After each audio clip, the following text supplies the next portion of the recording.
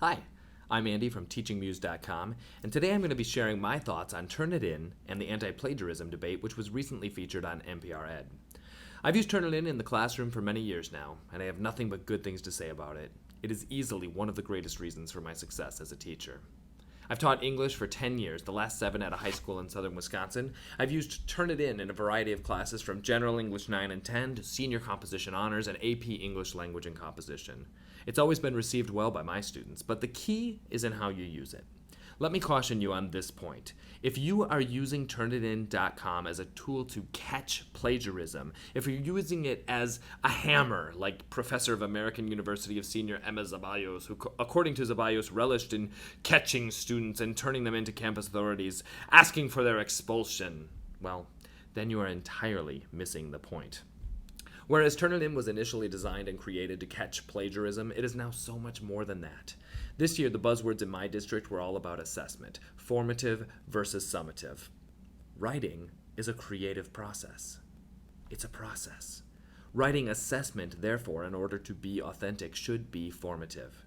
There is a time and a place for summative assessment in writing, sure, but generally, that time is when we are dealing with a final exam type of paper, one written by hand in a blue book or exam form, turned in for a final exam grade. Turnitin doesn't even pretend to address that situation. In fact, the days when Turnitin was used to catch students cheating is commonly referred to by Turnitin staff as the dark period. Dun dun dun. So when I introduce Turnitin.com to my students, I introduce it as their ally.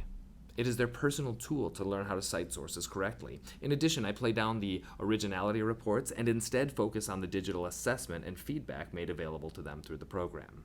Upon completion of my courses, students have received technical college credit as well as credit at distinguished universities throughout the United States through the AP program. Last year, my students' AP scores were among the highest in the nation. Writing is a process, and when students see something in their papers that is similar to another source, they can learn from that situation. They can fix their paper, and then they can truly grow as a writer. When Rebecca Moore Howard, professor of writing and rhetoric at Syracuse University, says the use of a plagiarism detecting service implicitly positions teachers and students in an adversarial position, she is of course right, if that's the way the instructor uses it. Tom Dee, professor in the Graduate School of Education at Stanford, refers to Turnitin as either a hammer or a scalpel. And he is right, but this is true of every tool. There is a right way to use the tool and a wrong way. And if you use the tool incorrectly, someone can get hurt. Turnitin is not a hammer. It is a scalpel.